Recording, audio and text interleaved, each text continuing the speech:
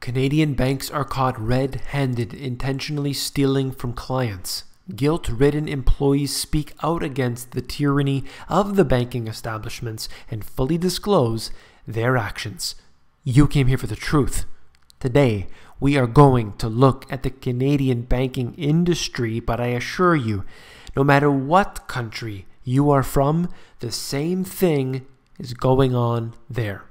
Let's get into this right away. Problem that exists in the financial industry, and that is incentive-based sales.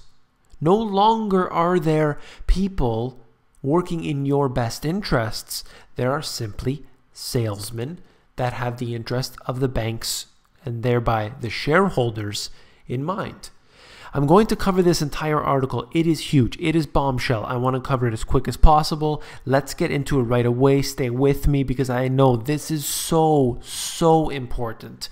Financial investment insiders are speaking out about what they say are weak regulations that allow the industry to ignore the client's interests, steer them into expensive products, and collect billions from people's savings every year. Look, if it was happening at one particular bank or it was happening just, here and there, we could say that this doesn't need to be looked at any further. Those issues just need to be addressed singularly.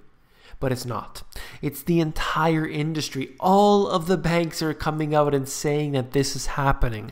And you don't need to be a genius. You don't need to be a soothsayer. You just need to understand the way the business works. And it's very simple. Profits. Profits are number one. Does that ring a bell?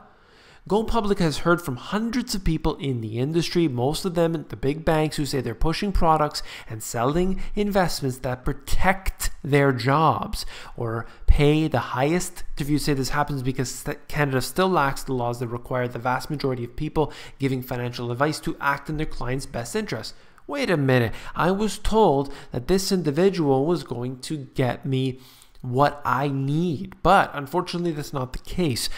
This is a quote, I definitely sold things that the people didn't need 95% of the time. That's a financial services manager.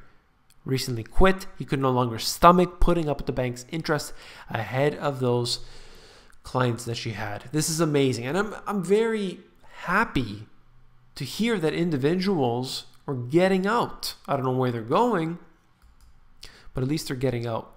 And I'm going to be scrolling through this. This is huge. It's so huge.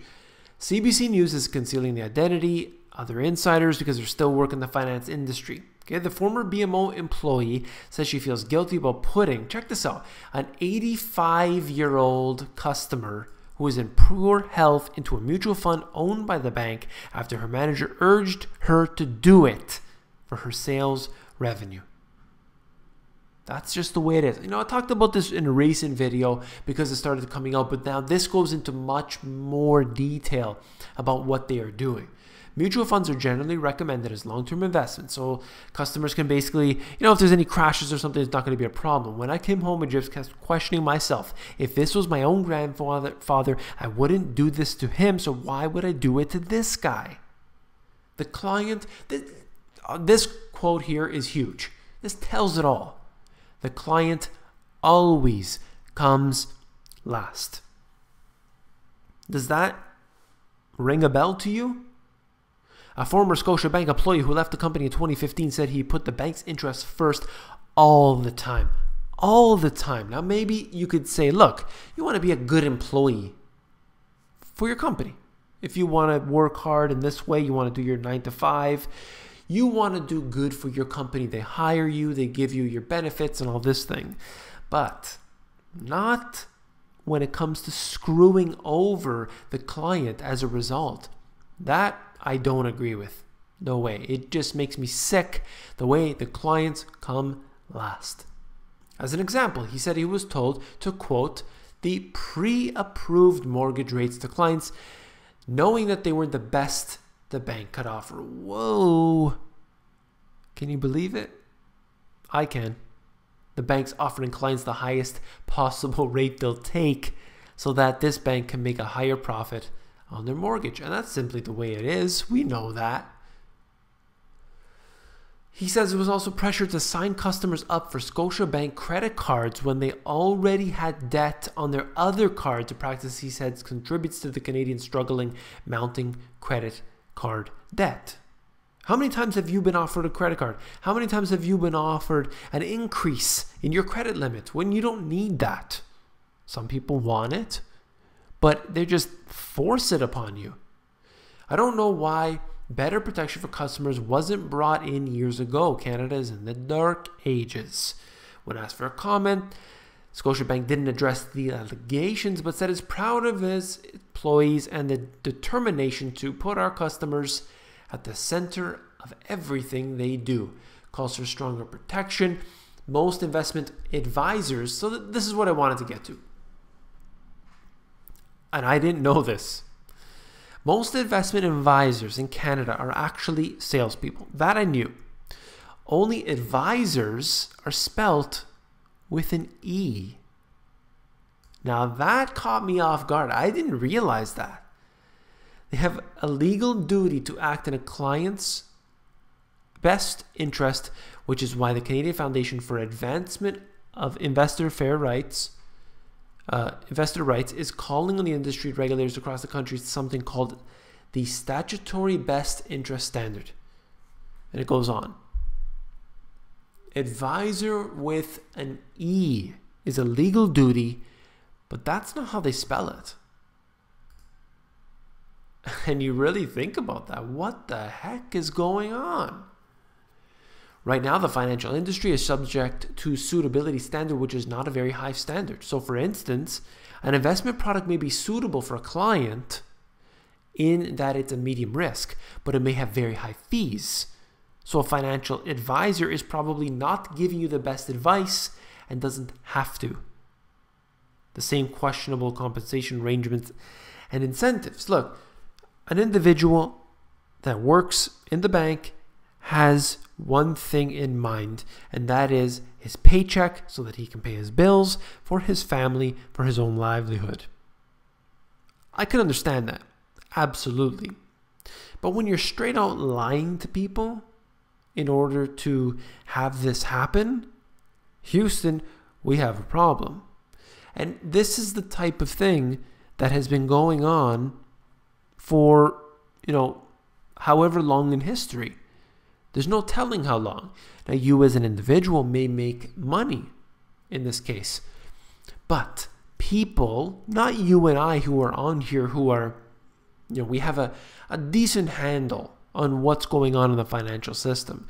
Most people that go in there, they don't know. That's why they're going to see the financial advisors. They think that they're getting their money, their savings, they've accumulated some and they don't want to keep it in the bank. They want to make a little money on it. So they give it to the financial advisors who promise that they can give them these guaranteed returns over the medium term, long term, what have you. And this is unfortunately become a very big problem because we have seen that while the stock market has gone up, oftentimes the mutual funds do not perform nearly as well. And this becomes a very big issue when you have to figure, where's all that money going? And the money, of course, goes directly into the hands of the banks, of the investment institutions.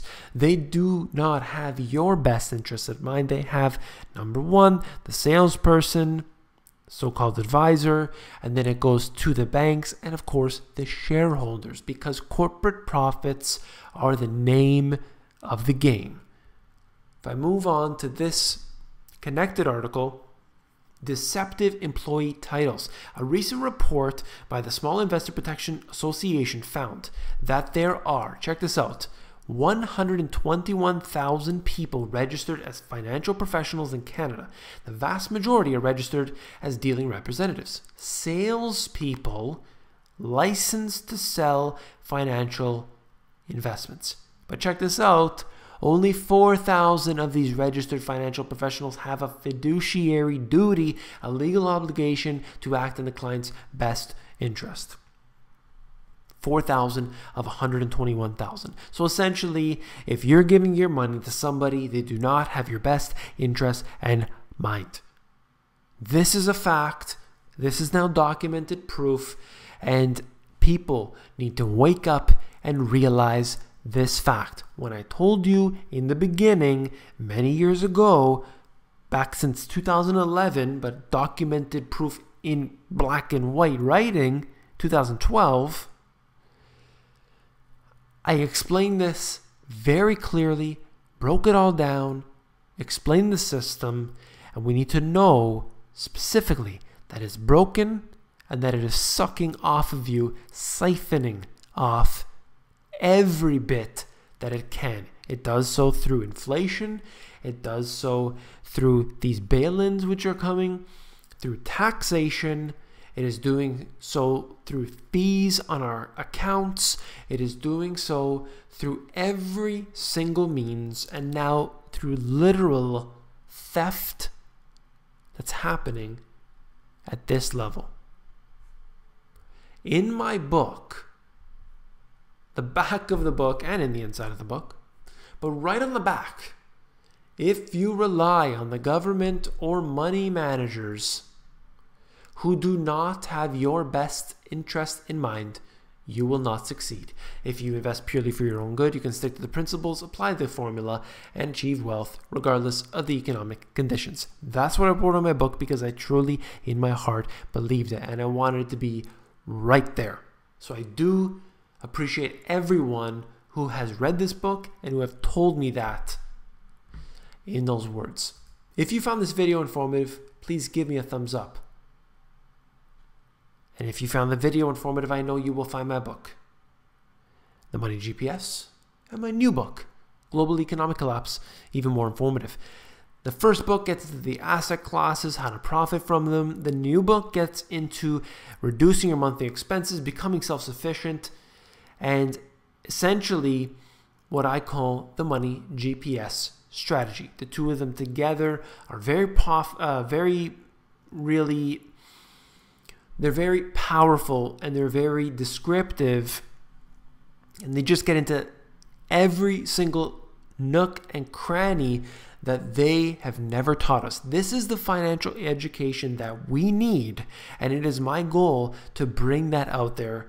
So please do what you can, get this information in your heads and understand what is going on. The financial industry is very, very dangerous.